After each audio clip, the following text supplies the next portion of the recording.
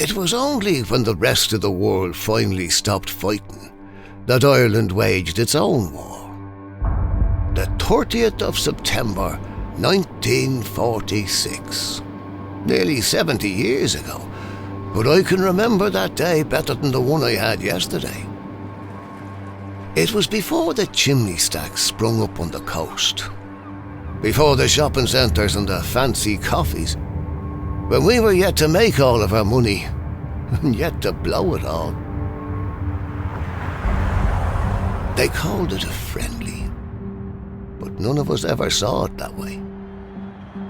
11 men carrying the weight of a nation's pride, the chance to write our own page of the history book. We went out to fight.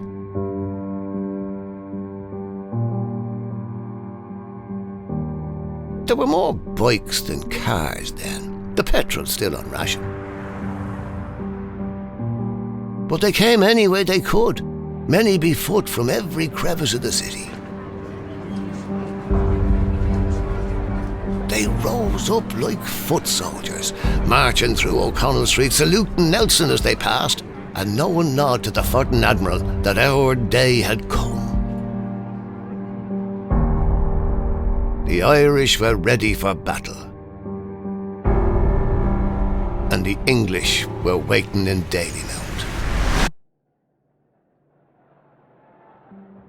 A crowd of 32,000 filled the stadium with colour. Looking back, I'm sure there was red amongst them, but I didn't see it. That day my eyes only drank in the green. And so proud was I watching them run out onto that pitch that I felt should the English draw any blood from their veins, it would run green into the grass and become one with the soil. We held them back for 83 minutes before Finney put the ball in our net. Afterwards, they shook hands and we watched them leave the victors. But it was never about the 90 minutes to us. It was never about the score and the label of winner or loser. It was always so much more. We were always so much more.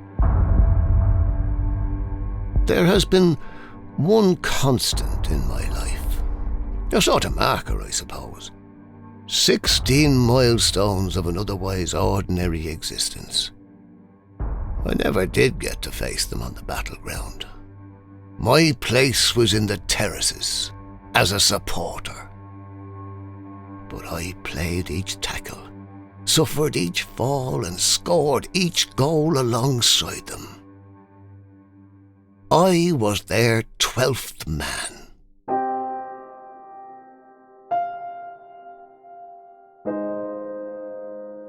They returned to Dalymount in May 1957.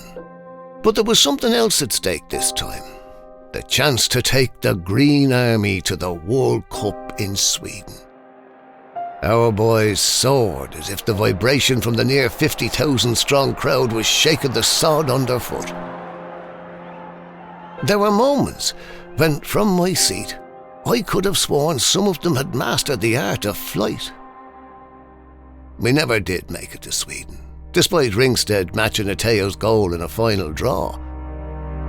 But we left Dahlia singing either way.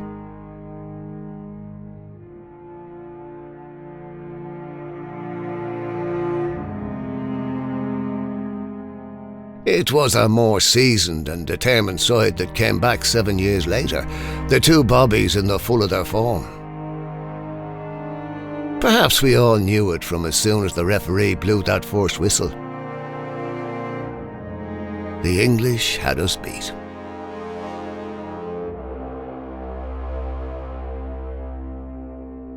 And sure enough, they lay down 3 goals to our 1. But when Strahan put that ball past Whiter in the 41st minute, you could have heard the roars from Howth to Ballybrack. Error's persistence is rewarded just before half-time. Right half Freddie Strahan gives Waiters no chance. Era 1, England 2 at half-time. The Irish are 1 goal down, a deficit they're confident they can soon remedy.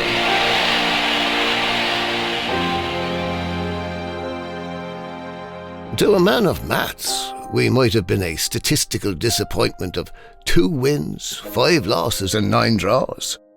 To a philosopher, it may be seen as an exercise in futility, or perhaps one of fate. And they can all tell me what they know, and I'll listen.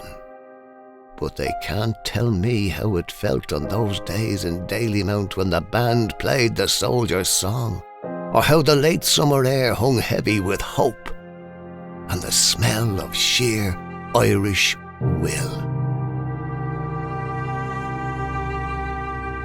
Until they can learn to bottle that, I'll take my seat in the stands.